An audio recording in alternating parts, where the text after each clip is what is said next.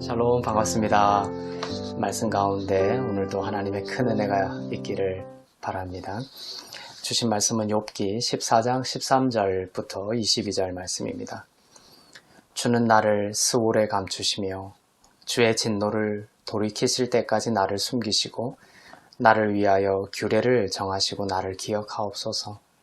장정이라도 죽으면 어찌 다시 살리이까? 나는 나의 모든 고난의 날 동안을 참으면서 풀려나기를 기다리겠나이다. 주께서는 나를 부르시겠고 나는 대답하겠나이다. 주께서는 주의 손으로 지으신 것을 기다리시겠나이다. 그러하온데 이제 주께서 나의 걸음을 세시오니 나의 죄를 감찰하지 아니하시나이까. 주는 내 허물을 주머니에 봉하시고 내 죄악을 싸매시나이다.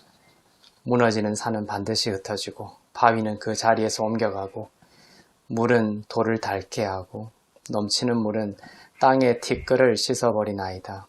이와 같이 주께서는 사람의 희망을 끊으시나이다. 주께서 사람을 영원히 이기셔서 떠나게 하시며 그의 얼굴빛을 변하게 하시고 쫓아보내시오니 그의 아들들이 존귀하게 되어도 그가 알지 못하며 그들이 비천하게 되어도 그가 깨닫지 못하나이다. 다만 그의 살이 아프고 그의 영혼이 애곡할 뿐이니이다. 아멘.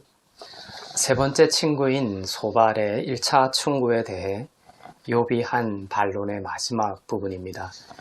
친구들의 위로 아닌 위로에 대해 욥은 자신의 무죄함을 주로 주장하며 반박해 왔습니다. 그러나 욥의 영혼 깊은 곳에는 두려움이 있습니다. 욥은 자기의 의를 신뢰하고 있는데 인간의 자기의 의라는 것은 바람이 불면 흔적도 없이 사라져버릴 헛된 것임을 욥은 아직 깊이 알지 못하고 있습니다. 하나님의 공의 앞에서 그리고 하나님의 거룩함 앞에서 자기의 의를 붙들고 나아가는 자가 있다면 그 누가 두렵지 않은 사람이 있겠습니까? 자기의 의를 신뢰하고 자기의 무죄를 주장해온 욥이 폭로당하고 있는 욥과 하나님과의 그 관계는 오늘 본문에서 더욱 분명히 알 수 있듯이 아직도 전쟁 상태라는 것입니다. 욥은 하나님과의 그 관계를 온전히 회복하지 못하고 있습니다. 참된 사랑과 용서의 관계가 아닙니다.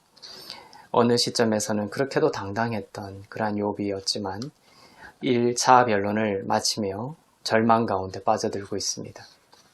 욥은 하나님께서 그가 고통받도록 정해진 기간까지 음부에 숨기시고 훗날에 다시 음부에서 구원해 주시기를 소망하고 있지만 하나님께서 계속하여 욥의 그 죄를 살피시며 징계하실 것이라고 생각하고 있기 때문에 욥은 오늘 본문을 통하여 소망을 잃어가고 있습니다.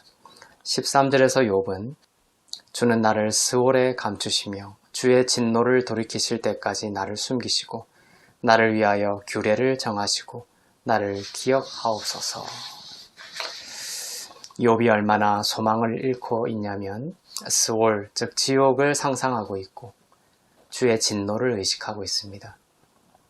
13절에서 주의 진노를 돌이키실 때까지라는 표현 속에서 우리는 욥이 하나님을 진노하시는 하나님으로 이해하고 있고 하나님과의 그 관계가 왜곡되어 있으며 평화의 상태가 아니라는 것을 알게 됩니다. 욥의 소망이 사라져가고 있음을 나타내는 표현들이 나오고 있습니다. 주께서 욥의 죄를 낱낱이 감찰하실 것이라는 생각으로 절망을 향해 가고 있습니다. 욥의 죄를 보시고 징계하실 하나님을 욥은 이렇게 묘사하고 있습니다.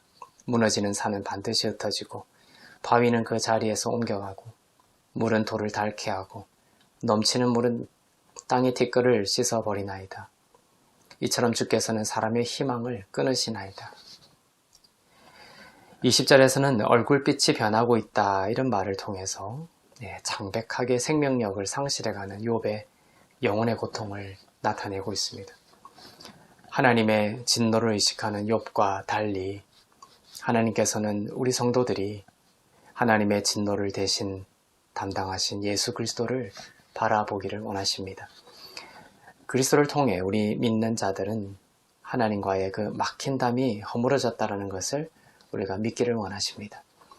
그리스도의 보혈로 이제는 더 이상 하나님께서 그리스도 안의 성도들의 죄를 감찰하셔서 징벌하시는 분이 아니라는 것을 알기를 원하십니다. 혹시 여러분 가운데 오늘 욥과 같은 심령의 상태라면 하나님은 얼마나 가슴이 아프실까요?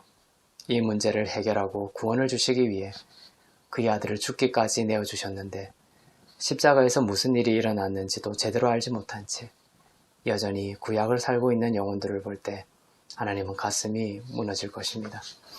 욥은 오늘 죽음을 꿈꾸고 있습니다. 소망이 끊어져 가고 있기 때문입니다. 많은 사람들이 욥과 같은 상황 속에서 눈물의 밤을 지새우고 있을 것입니다. 그러나 애곡하는 자들과 욥에게 필요한 것은 죽음을 상상하는 것이 아니라 부활이요 생명이신 예수 그리스도를 의지하는 것입니다. 주님께서 말씀하셨습니다. 요한복음 11장 25절에서 26절입니다. 예수께서 이르시되 나는 부활이요 생명이니 나를 믿는 자는 죽어도 살겠고 무릇 살아서 나를 믿는 자는 영원히 죽지 아니하리니 이것을 내가 믿느냐. 그리스도를 바라보는 자, 곧 그리스도께서 부활이요 생명임을 믿는 자는 죽음에 대해 죽었다라는 것을 알게 됩니다. 죽음까지도 두렵지 않게 됩니다. 왜냐하면 죽음이 이제 과거가 되었고 이제 남아있는 것은 생명뿐이기 때문입니다. 살아나고 더욱 살아날 소망만이 우리들 가운데 있기 때문입니다. 진노가 거두어지고 의로운 자가 되었고 부활한 자가 되었습니다. 애곡을 멈추고 주님을 즐거워하시기를 바랍니다. 오늘 욥과 같이 죽음을 상상하며 고통 가운데서 소망 없이 방황하는 자가 있다면 예수 그리스도를 믿고 바라보는 것을 통해 부활과 생명으로 나아올 수 있기를 바랍니다. 주님이 이 시간 여러분을 찾아가실 것입니다. 사람이 스스로 할 수 없기 때문에 이렇게 기도합니다. 주님께서 이 시간 여러분 가운데 비둘기 같은 성령으로 임하여 주시기를 기도합니다. 그리하여 나의 힘과 노력과 나의 의를 내려놓고 예수님이 나의 구원자가 되심을 믿고 그 생명을 받을 수 있기를 기도합니다. 부활이요 생명이신 예수 그리스도를 믿으면 여러분의 죽어가는 것들, 죽은 것들이 반드시 살아나게 될 것입니다. 구원이 임할 것입니다. 기도하겠습니다. 사랑의 하나님 아버지, 욥은 자기의 의를 신뢰하다가 죽음을 상상하게 되었지만 우리는 하나님의 의를 신뢰하며 생명을 사모하게 하옵소서. 욥은 하나님의 진노를 의식하며 모든 소망을 잃어갔지만 우리는 십자가의 완성된 공로를 믿으며 오늘도 부활과 생명을 소망하는, 경험하는 권능의 자녀 되게 하옵소서. 감사드리며 우리 주 예수 그리스도의 이름으로 기도하옵나이다. 아멘.